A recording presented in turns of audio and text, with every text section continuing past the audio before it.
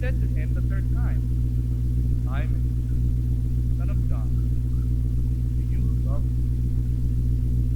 Peter was distressed that he had said to him a third time, do you love me? And he said to him, Lord, you know everything. You know that I love you. Jesus said to him, feed my sheep.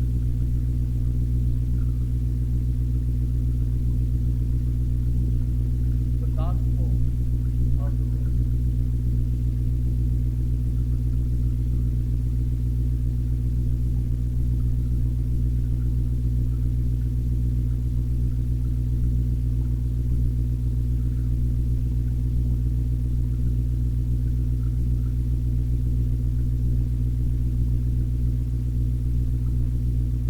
Looking to see where are the children.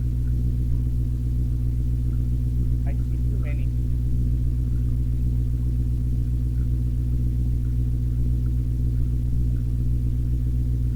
All right, I'm curious. How old is he? Four. Well, he's a perfect example right now. How old is he? 6.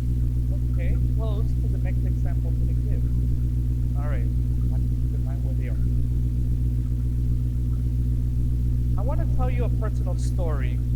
Oh, we have a. How old are they? 4 and 8. Oh, 2 perfect examples. Okay. Alrighty, so we have a lot of examples of little children. I want to tell you a personal story of something that happened to me in my life. I've had many experiences with Jesus in my personal life. Every one of them has been a beautiful experience from before I entered the seminary to being in the seminary. To be able to look at the Blessed Sacrament, to be able to look and see the significance of what it means to look at the monstrance. You do know what the monstrance is, right? No, it's not a monster. The monstrance is the metal of a reliquary that contains the body of Christ.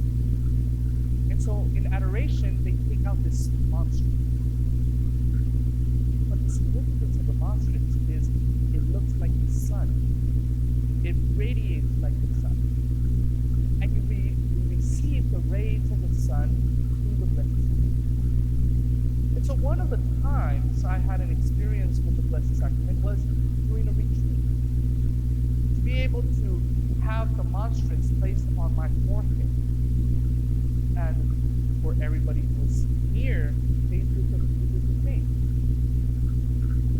But out of the monstrance, to be able to feel a heartbeat is another story. To be able to feel pulsations coming out of the monstrance into my forehead and to go throughout my whole body. That's a whole other experience. To be able to see the host, and when you see the host, you see just a piece of bread, but out of it, there's a beating heart. And to be able to be in the seminary one night, praying the organ, in the middle of the night, with one light on, the rest is on.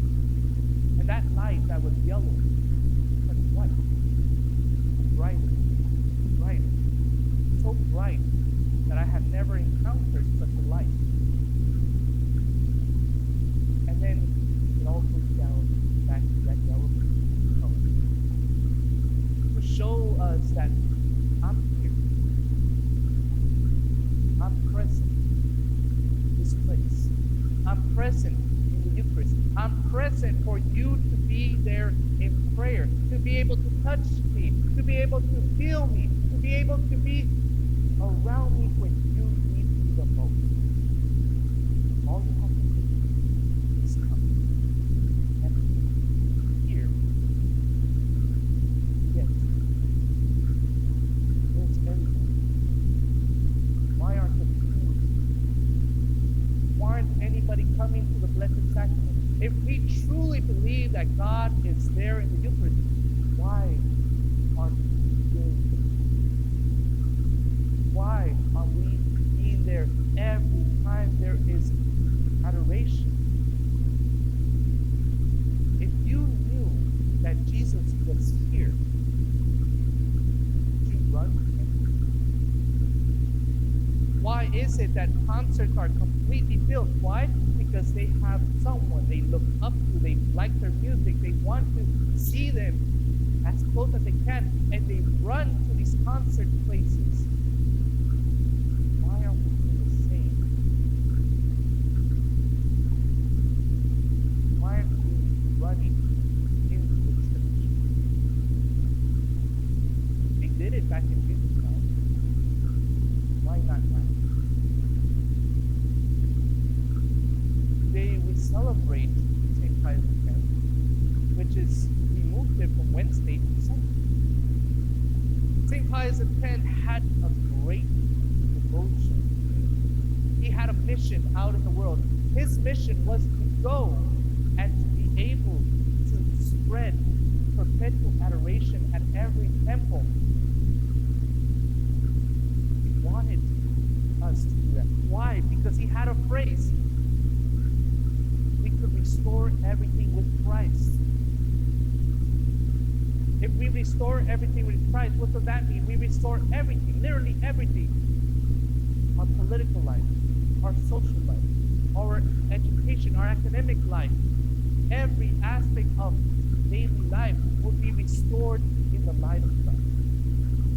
And the only way we can restore that is if we were to go and have perpetual adoration. If we really involve Christ in our life, if we let him into our life, we let him change our life, if we let him feed our life, if we let him tend our lives, we might see the direction of it. Jesus asked me, feed my life, tend my sheep, feed my sheep. And I thought to myself, what's the difference between a lamb and a sheep? Why make a difference? Why feed my lamb and then cancel it with my sheep? Does anybody know what's the difference between a lamb and a sheep? I actually had to Google it. Maybe you knew it and I didn't know. Oh. You know, when do we call something a lamb and when do we call it a sheep? If you look at it, you say, oh, that's a lamb. Oh, that's a sheep. What's the difference? Age. The age changes the name from lamb to sheep.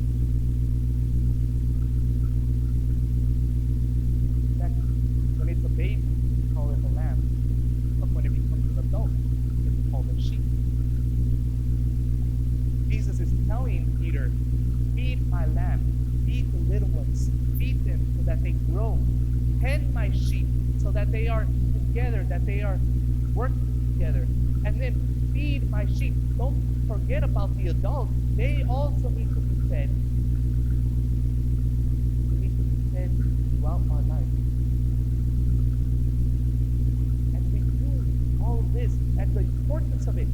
And it became so important that one day, one beautiful day, God called one little girl to be an example of what age we could probably already start looking forward to.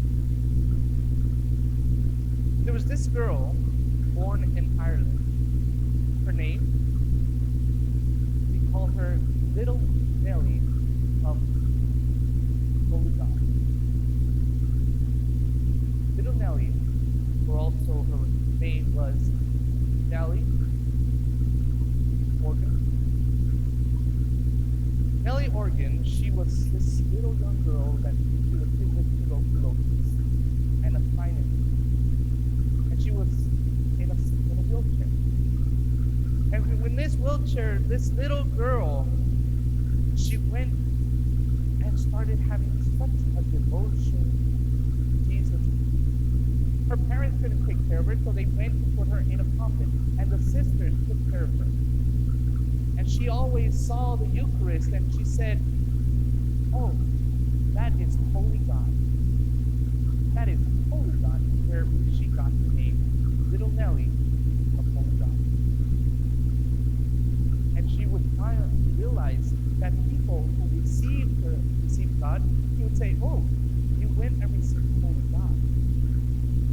But if they did not receive God, she would say, you haven't received Holy God today. It was so much her love for the Eucharist, so much that she wanted to take the Eucharist, that she said, I would love to receive Holy God. But guess what? She needed to be 12 years old to be able to receive the Eucharist. Because at that time, that was the requirement. And so the priest spoke to her and asked, what does the Eucharist mean? It's Holy God. The priest says, and what happens when you receive the Eucharist? From my mouth, this was her answer. From my mouth, from my tongue, it goes straight into my heart. And it stays there in my heart. Little Nelly then left.